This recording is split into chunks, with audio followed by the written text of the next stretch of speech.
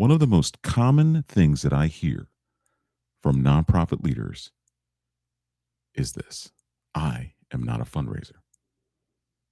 I did not get into this role as executive director to raise money. That just seems like it takes an entirely different set of skills. And then you sort of rest in this identity that you are not a fundraiser.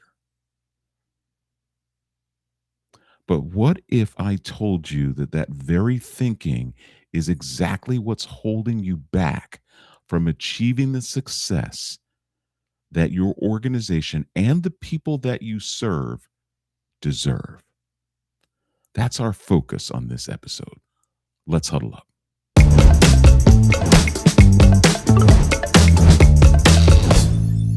Hey, welcome to another episode of Huddle Up with Mark, the Fund Coach. I'm Mark Duncan.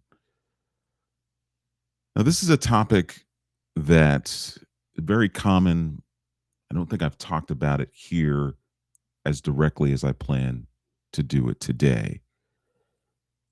So let's talk about what the common reasons are why many nonprofit leaders think this way, believe this way, and have resigned themselves to not being fundraisers. Why is that such a prominent thing? Well, sometimes it has to do with their career path or your career path, right? Promoted because it was a great opportunity for you. Let's say you were somebody who was working at an organization and you got promoted to the executive director, the top spot. I see this happen often. It's always great to promote internal people because they're already invested in the mission. So you just think this is part of your career path to become a leader, but you weren't trained in fundraising along the way. Your perception of fundraising could be that it's associated with sales, or you think it requires persuasion or pressure or some skill set that is manipulative that will get people to give. So we walk into this with this perception. So then now, as a result of that perception, you're expected to fundraise now. And now you walk into this experiencing a degree of awkwardness in your donor meetings. You've not had any training, or you've had poor training. Perhaps you've gotten, some advice from people like board members who are maybe using some old cliches that really aren't appropriate or aren't really effective to be successful. And so, but you latch onto them because you've heard them before. And fundraising workshops that you have taken felt very transactional, right? You were taught how to do a newsletter. You were taught how to do a direct mail campaign or an email campaign or a fundraising event, right? Those things that will solicit the masses. All important parts of a comprehensive fundraising plan, but it's not a comprehensive training if that's what the focus has been. And so this identity problem of not being a fundraiser, when you say this, what you're really saying is, this isn't who I am. This isn't what I'm good at. This isn't what I was hired to do. I was hired to lead this organization. You hired me because I am a good voice for the mission. I know how to do the work. I know how to solve the problems that we are challenged with. I know how to interact with the people that we serve. I know how to manage staff. I know how to manage a budget.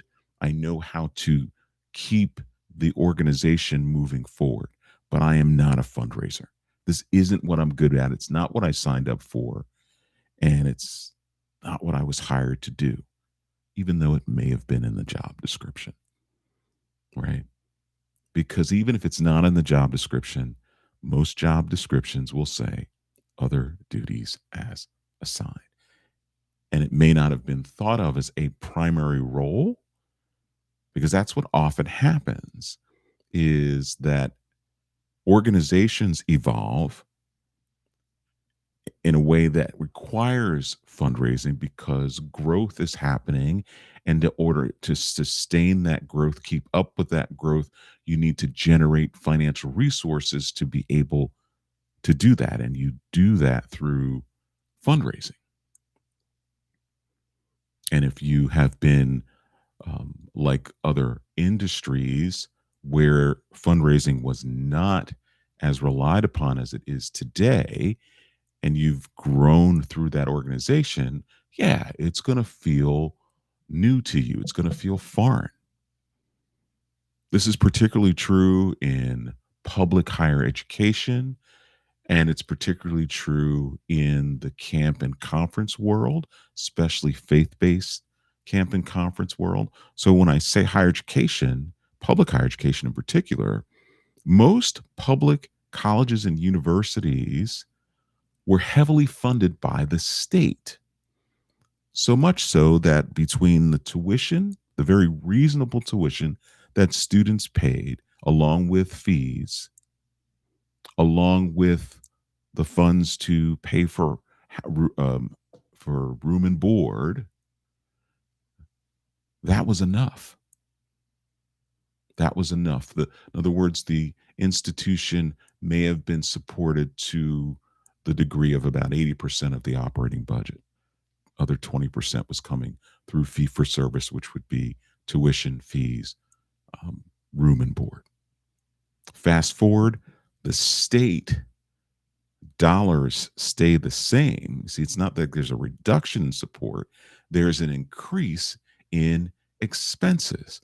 It costs more to feed students, it costs more to house students over the years, it costs more to educate students over the years. You have to pay your faculty more, even if the primary support from the state or whatever governing entity there is the same. It becomes a smaller percentage of the overall support. And so, fast forward 30 years, 40 years to today, you now see public institutions, and you've seen public institutions probably over the last 20 years, having to be more savvy about fundraising, having to catch up to the private large institutions. It's just a fact. The same thing holds true in the outdoor ministry space. And I know all of this because I'm speaking from experience. I've worked in public higher education, I've worked in outdoor ministry. I have seen the judicatories who support outdoor ministry support at the same level or having to decrease, primarily because of a shortage in membership, whatever it may be, but expenses on the operations side continue to increase. They don't stay the same. You're going to have to pay your staff a little bit more. You're going to have to feed your staff and your campers. And so that's going to cost you more. It's going to cost you more to maintain the pool, the lake, the facility. All of those costs will continue to go up while the support that you've been getting stays the same. So it's not like there's an absolute reduction. In some cases, there are, but we're talking about an increased need to diversify revenue, and fundraising is the most available and accessible way to do that. But as a nonprofit leader, you step into this identity of not being a fundraiser. And so what happens as a result of that is that you procrastinate. You don't focus on fundraising, or you try to find other ways to generate revenue. Maybe you go to more transactional efforts. Maybe you start selling merchandise Maybe you engage in raffles and uh, fundraising activities that are not going to yield the highest results, but it will feel like you're doing something without having to compromise the identity of being a fundraiser. You tend to over prepare instead of acting. In other words, you start to hunker down and double down on what you need to do to engage in fundraising, and no action happens because you spend time in paralysis, overthinking, overanalyzing, and underacting. And when we do this, we're actually cheating the people that we serve, not just the organization, not just the mission, not just your staff, but the people that you serve. That is why you do what you do. Is you're impacting lives, however you're doing it, whether it's through the arts, whether it's through education, whether it's through meaningful programs, whether it's through human services, whatever it is that you are engaged in as a mission. That is why you need to fundraise. And so you also tend to defer fundraising to others. We'll let this volunteer group handle it. We'll let this group handle it. And you focus on the things that you're comfortable doing. But the reality is simply this: as a nonprofit leader, you have to shift your perspective. You see, fundraising is not a separate role, it is part of leadership. It is part of moving the organization forward. It is a leadership responsibility. You see, donors don't give because a development plan exists. They don't give because a proposal is written. They don't give because a strategy was created. They give because they trust you as the leader. They give because they see the way you light up when you talk about your mission. You see, when you talk about your mission with the passion that you bring to it, you're engaged in fundraising, because part of fundraising is being in relationship with a person who there's a link to the mission, interest, and ability. And so you're beginning to develop this relationship with them, and you're talking very passionately about the work that you're doing. That's fundraising. Believe it or not.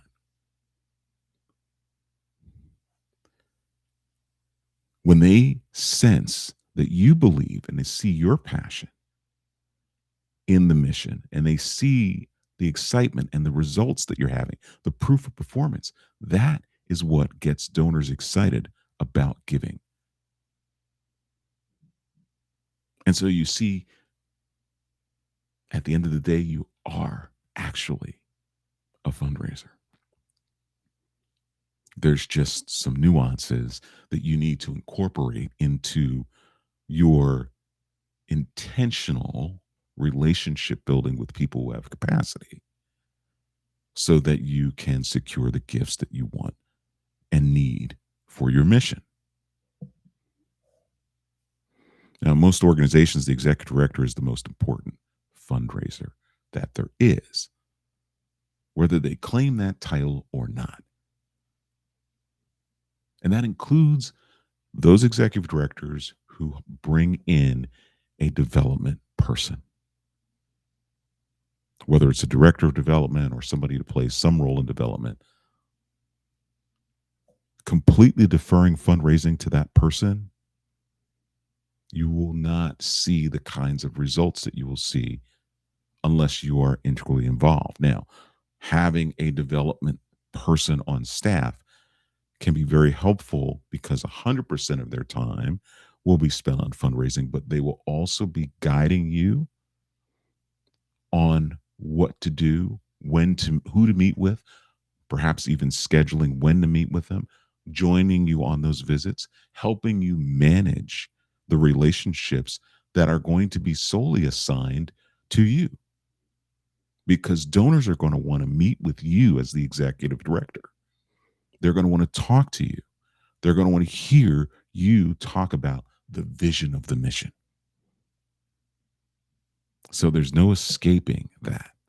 If you completely defer your fundraising, and I know some executive directors who do this, some of you may be watching and listening to this episode right now. And I would say to you, this is an effort that involves all of leadership, you in particular, even if you have somebody who is perhaps driving the bus on this, but you have to be on that bus with them. And you're going to be called upon to say and do and engage in ways that only you, as the executive director, can do. So if you think that you can completely abdicate the fundraising responsibilities to someone else,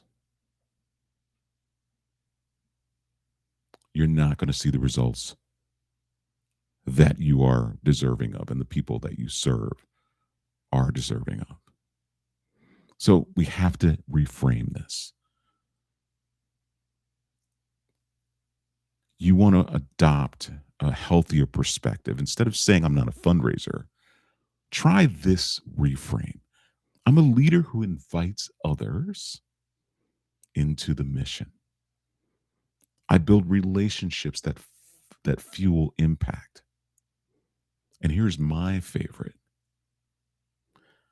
I present people with capacity with the opportunity to make a difference in the lives of the people that we serve. It's an invitation. So, in addition to you telling the story about what you do with focus and vision and passion, you also are presenting them with an opportunity to join you in making a difference in those lives, because you need resources to be able to accomplish this. And those resources can come seamlessly through meaningful relationships with people that have capacity, who believe in your mission, who know who you are as an organization, and connect with you as a leader. So here's something as I wrap this up that I want you to reflect on. What if fundraising wasn't something separate from your leadership? What if it was simply part of how you lead the mission forward?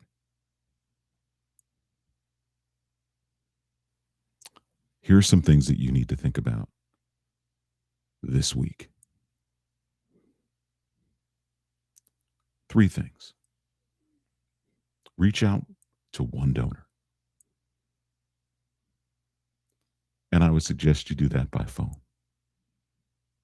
Schedule one conversation. Share one story of impact. Those 3 things. And they can be done with the same person. Can be done. I'm not get no pressure to ask. Just do those 3 things. Reach out to one donor. Schedule one conversation. And share one story of how what you're doing as a mission is impacting the lives of the people that you serve. Just lead the relationship and see where that goes. And the opportunity will present itself for you to ask for that gift. And I guarantee you, you'll get it. Because at the end of the day, you don't need to become someone else to raise money. You don't need to become someone else to secure major gifts for your organization. You just need to embrace the role that you already hold as a leader of your mission. Your mission deserves a leader who is willing to invite people who have capacity to make a difference. Because at the end of the day, this fundraising thing, it's not about the dollars.